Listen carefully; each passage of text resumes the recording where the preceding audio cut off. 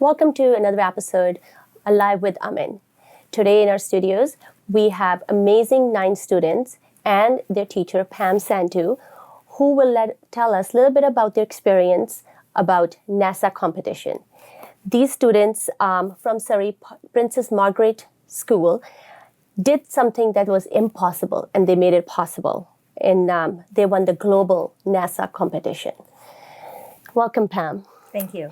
Tell us a little bit about how does the competition, the idea came.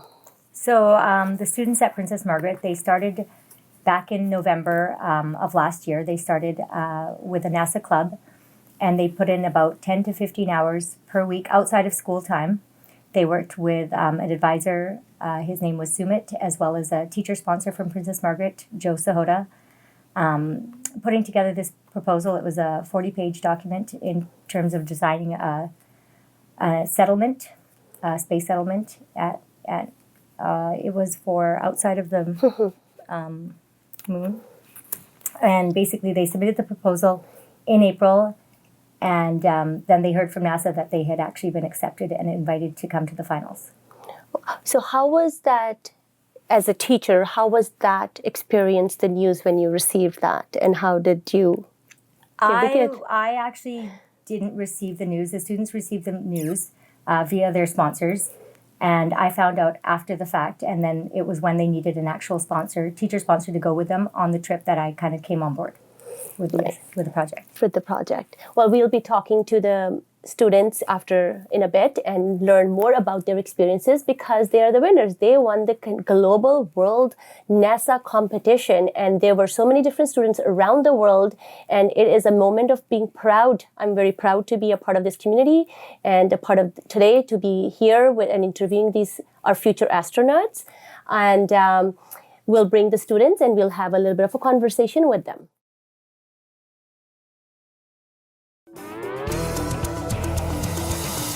Saturdays at 1:30 p.m., Alive with Aman brings you important conversations with leaders in our communities.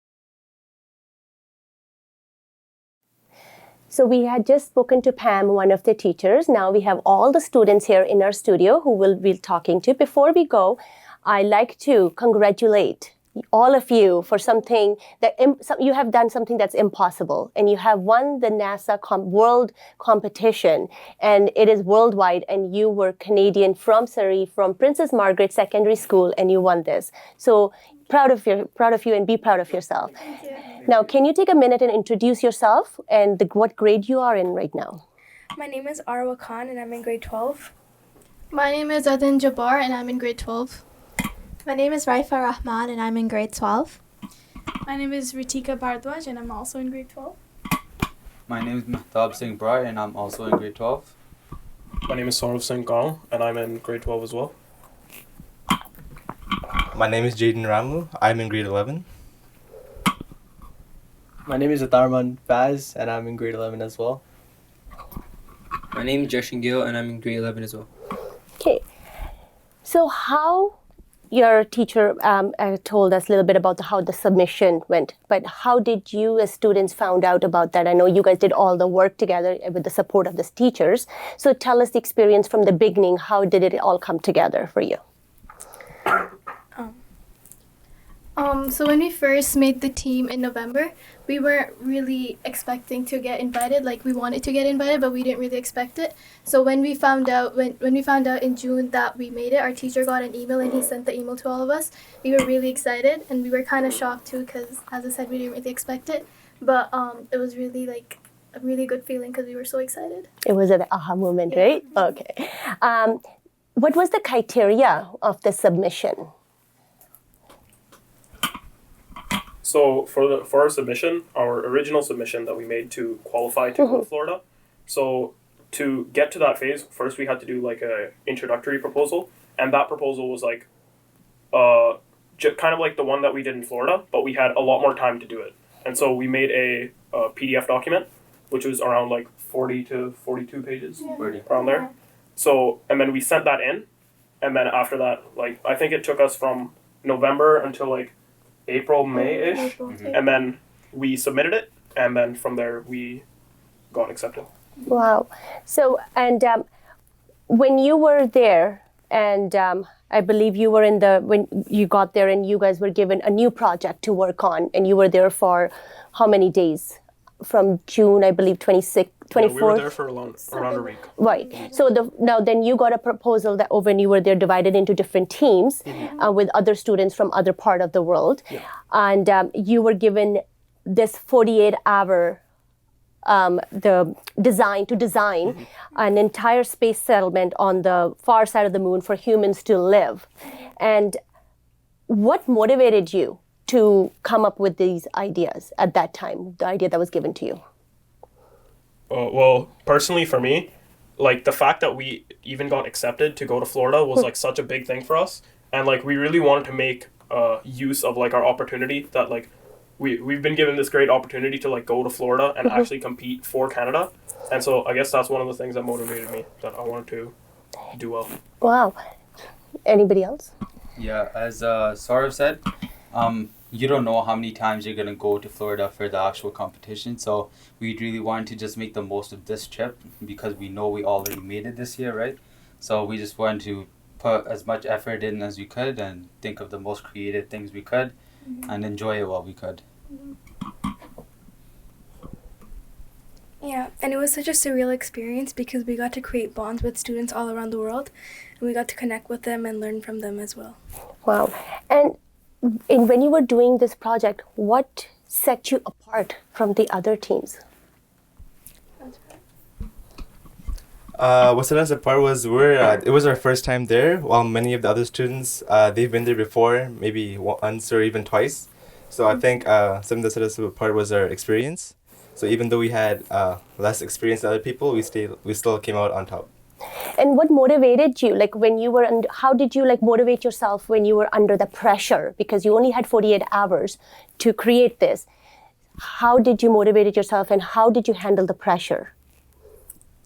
Coffee. That's always good. Yeah.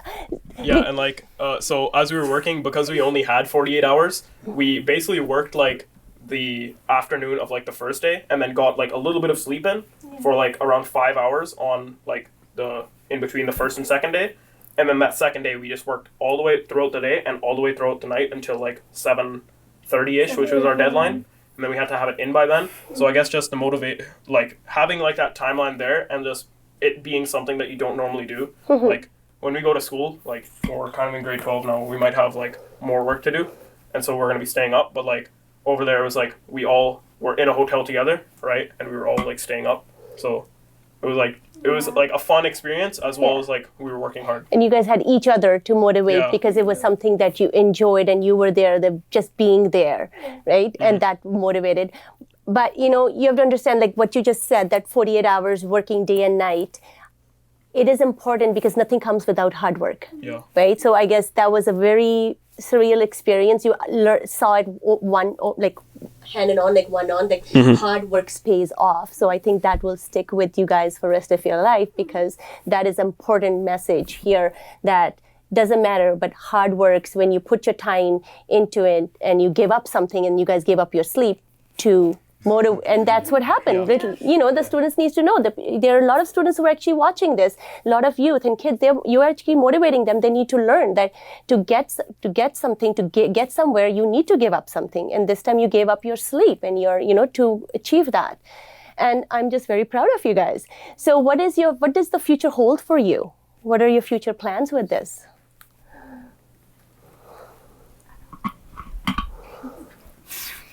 So like, what is it that now that you have won the world competition and you came back in the trophy, and like, what does that lead forward? Like, what is your next step for that? Would you go into sciences? Would you go into pursue a career in that? I'm pretty sure like most of us that were part of the competition initially, we like decided to go do this because we were interested in sciences, and like physics and all this other type of stuff, right?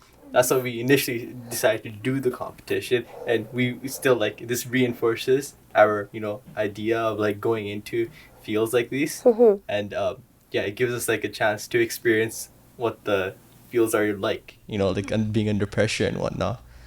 So is there anything else that I'd not asked, but your experience being there and that you like to share with the audience and want everybody to know about it?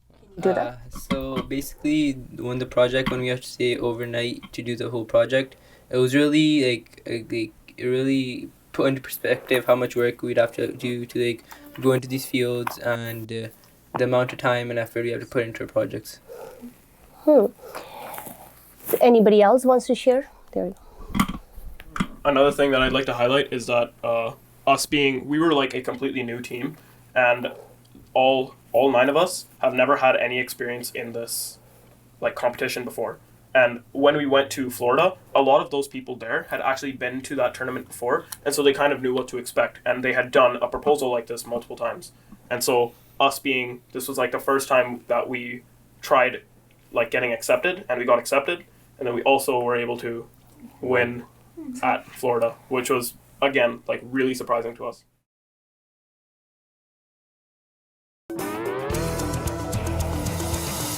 Saturdays at 1:30 p.m., Alive with Aman brings you important conversations with leaders in our communities.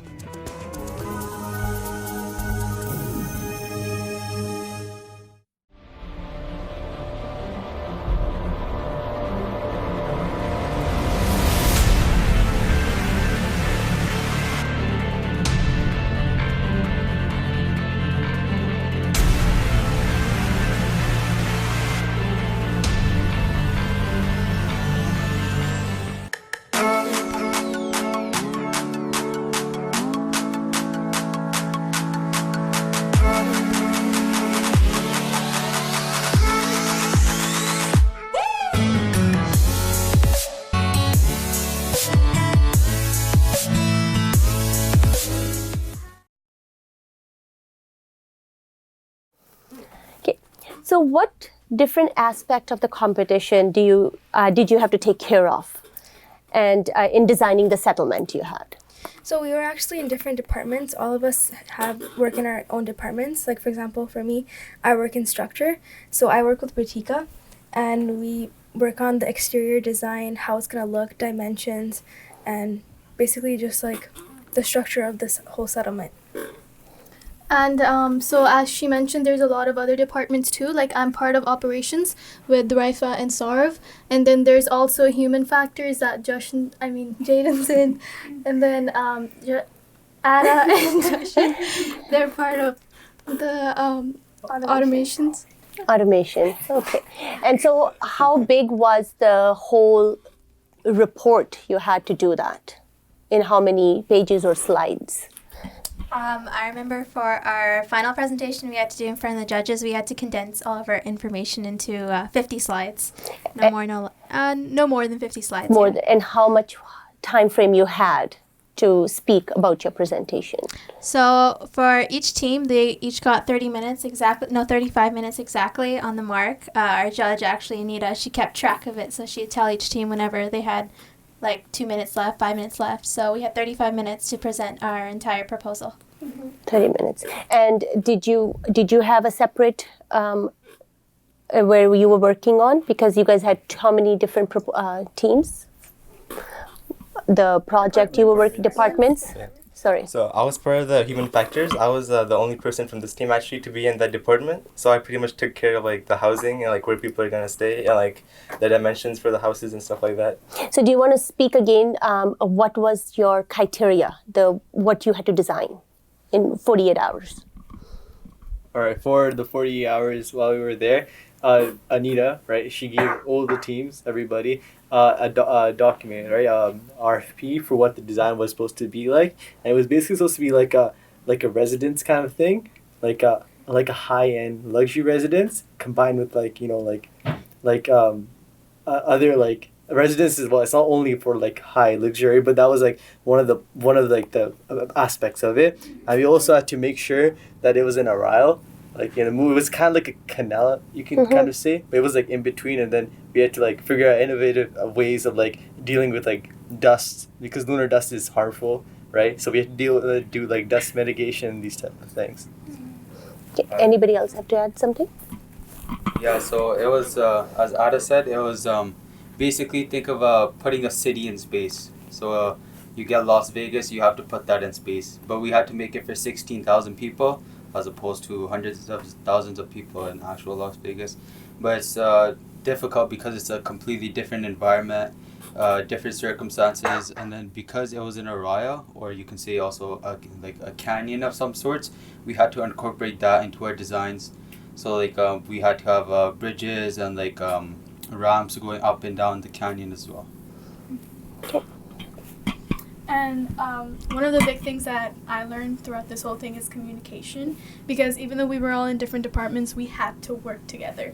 So for example, operations, they were responsible for agriculture, like food production. So according to what they needed, so if they needed a certain amount of area for the food production, me as structure, along with AWA, we had to like create the structure so that it fits that. So we all had to work together and we had to figure this out together. Like also like as she said, communication, like it's not only one or two departments, it's like all the departments get affected by one thing that someone does. So like if they needed this much area for a farm, then automations would have to design like say a robot to actually do the farming itself, because the aim is to make the whole process as automatic as possible, to use the least amount of humans in the building process and the maintenance of the settlement. Oh, so the whole project was that it is run by the robots, not the humans, because I was going to ask that question next, that how would you, because it's a different planet with the air, survival of the humans. So, got it. That makes sense that you have to create robots that will do that all the work.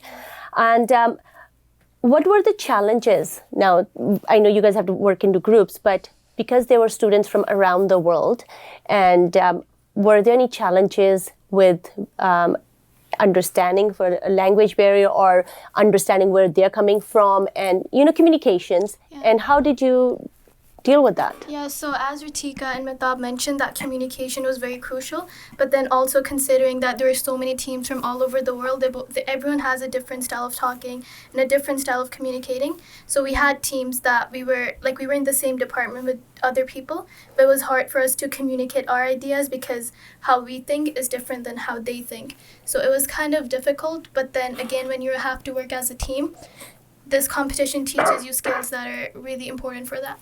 So that was a good thing, and it was a challenge too.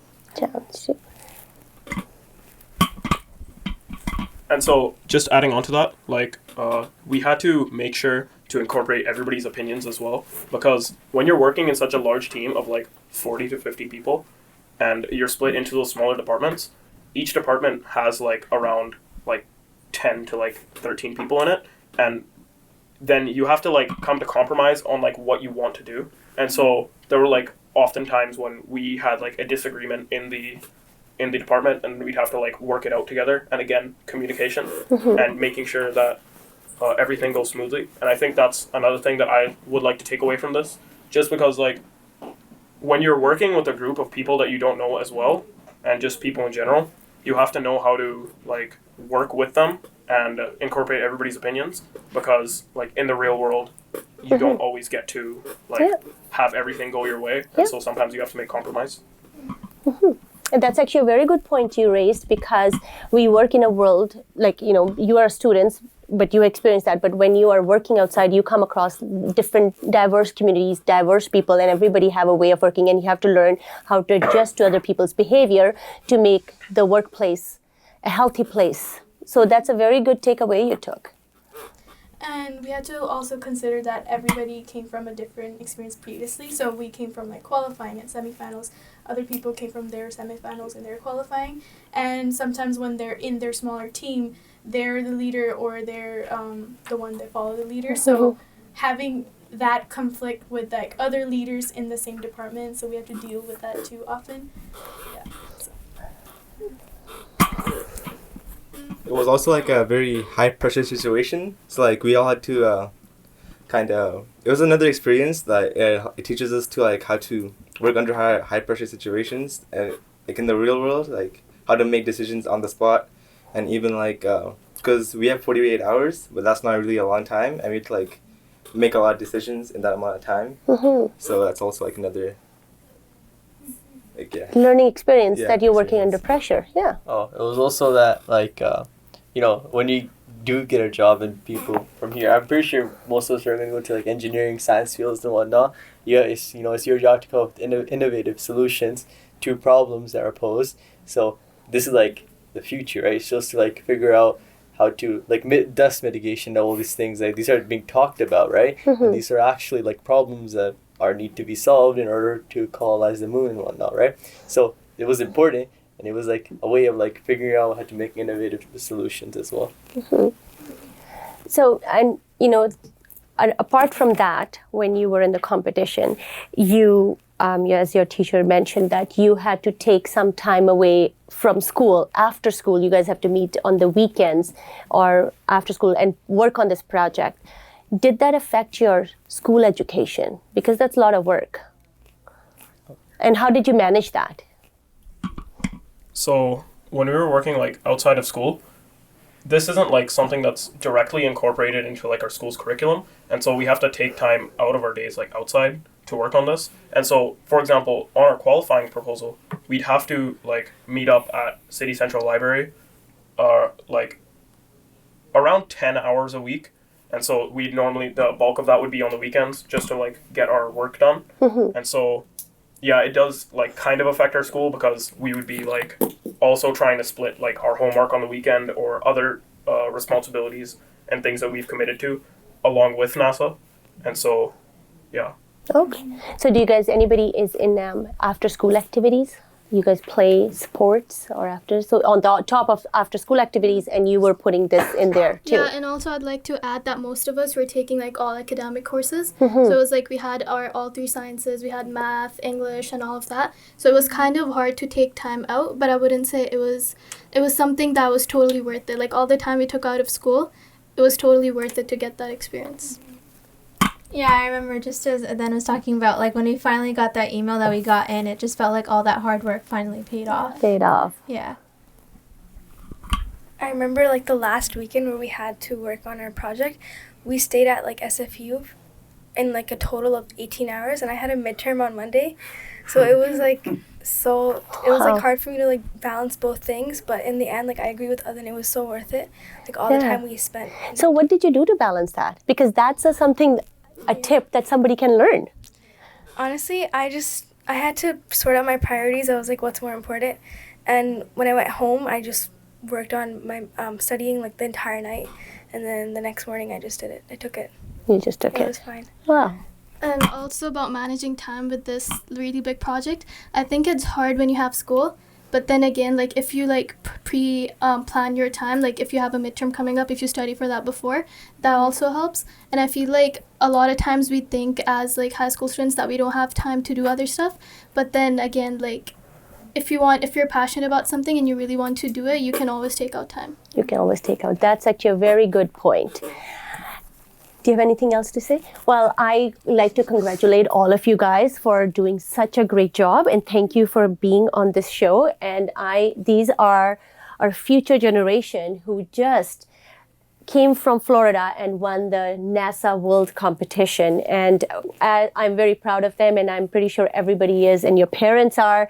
And, good work. And thank you for motivating all the other students and youth and the kids who are watching you today and listening to your achievements and how it was not easy, but you made it happen. Yes, time commitment and giving up, and, it all happens, right? Perfect. Thank you. Thank you for watching us today.